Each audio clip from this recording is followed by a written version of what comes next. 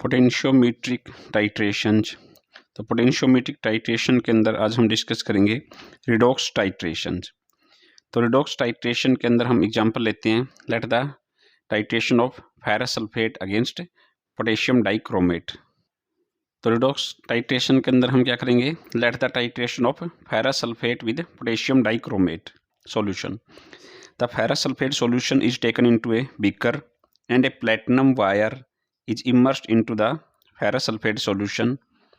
The electrode thus formed, जो आपके पास जो इलेक्ट्रोड बना है कि आपने फेरस सल्फेट एक बीकर के अंदर लिया है, प्लेटिनम वायर को आपने इसके अंदर इमर्स्ड किया फेरस सल्फेट को, फिर आपने एक ब्यूरेट पोटेशियम डाइक्रोमेट से फिल करके आपने इस बीकर के ऊपर जिसके अंदर आपने फेरस सल्फेट लिया उसके ऊपर आपने सेट की है। The electrode thus formed is combined with the calomel electrode. आपके पास ये इलेक्ट्रोड बन गया। अब इस इलेक्ट्रोड को आपने कैलोमल इलेक्ट्रोड के साथ आपने कंबाइन करना है। तो इस टाइप से आपने एक सेल प्रिपेयर करना है। तो यहाँ पर आपने एक बीकर के अंदर फेरस सल्फेट लिया है, एक प्लेटिनम वायर को उसके अंदर इमर्स्ड किया है, फिर आपने एक ब्यूरेट के अंदर पोटेशियम डाइक्रोमेट लिया है, उसको आपने सेट किया इस टाइप से फेरस सल्फेट सॉल्यूशन के ऊपर।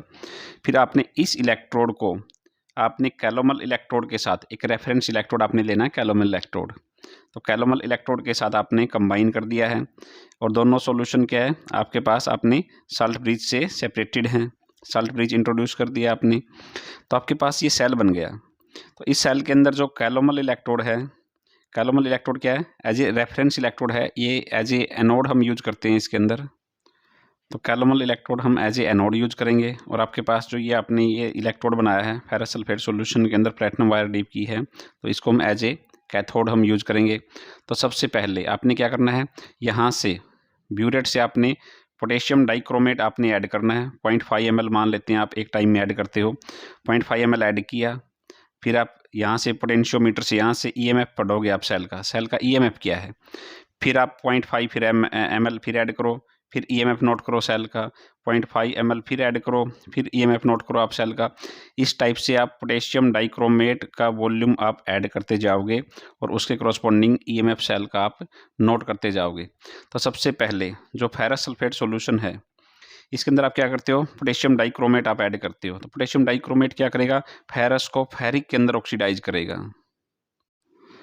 तो रिडॉक्स टाइट्रेशन के अंदर क्या आपने फेरस सल्फेट सॉल्यूशन आपने देना है, उसको पोटेशियम डाइक्रोमेट के अगेंस्ट आपने टाइट्रेट करना है। तो फेरस सल्फेट सॉल्यूशन आपने लिया है, वो आपने बीकर के अंदर लिया है, and A platinum wire is immersed into it. The electrode thus formed is combined with the calomel electrode. The burette containing the potassium dichromate solution is fixed over the beaker, and after every addition of potassium dichromate solution the EMF of the cell is noted। आप potassium dichromate add करोगे और EMF note करते जाओगे।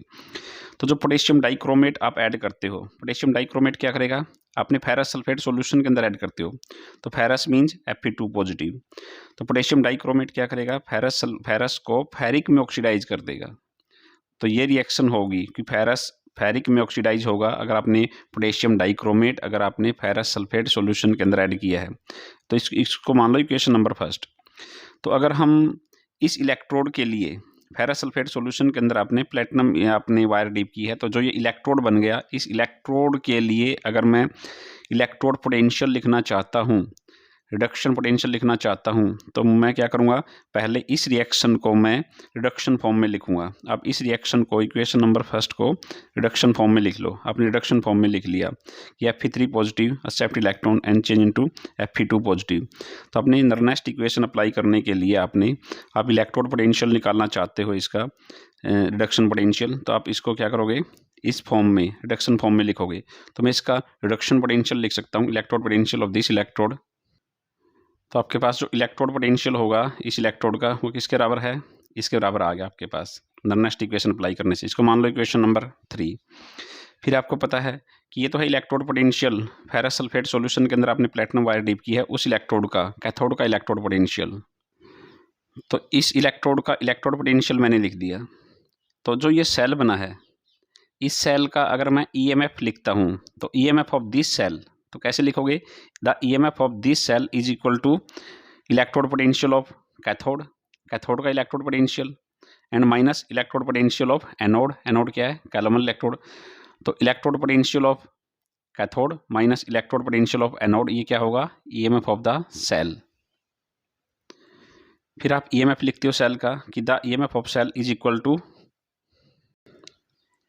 तो EMF of the cell is equal to electrode potential of cathode minus electrode potential of anode, anode क्या है column electrode, तो EMF cell का ये होगा।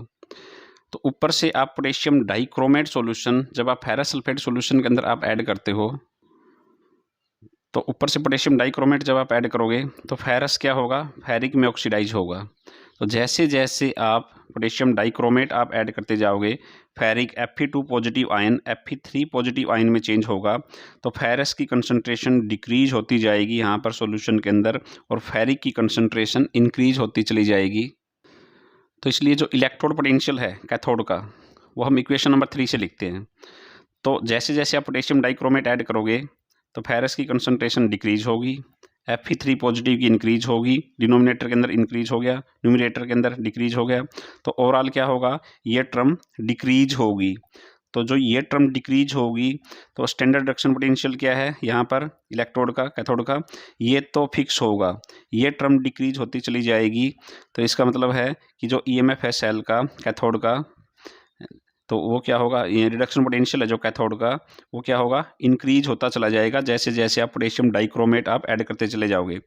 तो आप जैसे जैसे पोटेशियम डाइक्रोमेट ऐड करोगे तो आपके पास इलेक्ट्रोड पोटेंशियल है जो कैथोड का वो क्या होगा इंक्रीज होगा। जब इलेक्ट्रोड पोटेंशियल कैथोड का इंक्रीज हो गया तो ईएमएफ ऑफ द सेल क्या है electrode potential of cathode minus electrode potential of anode. तो जब ये देखो ये क्या है कॉलम इलेक्ट्रोड, ये रेफरेंस इलेक्ट्रोड है, ये रेफरेंस इलेक्ट्रोड है, तो इसका इलेक्ट्रोड पोटेंशियल फिक्स होगा। तो यहाँ पर जैसे जैसे पोटेशियम डाइक्रोमेट आप ऐड करोगे तो यहाँ से जो ये इलेक्ट्रोड पोटेंशियल है कैथोड का ये इंक्रीज होगा, ये इंक्रीज होता चला जाएगा। तो यहाँ से ईएमएफ को क्या होगा सेल का वो इंक्रीज होगा, सेल का ईएमएफ इंक्रीज होता चला जाएगा जैसे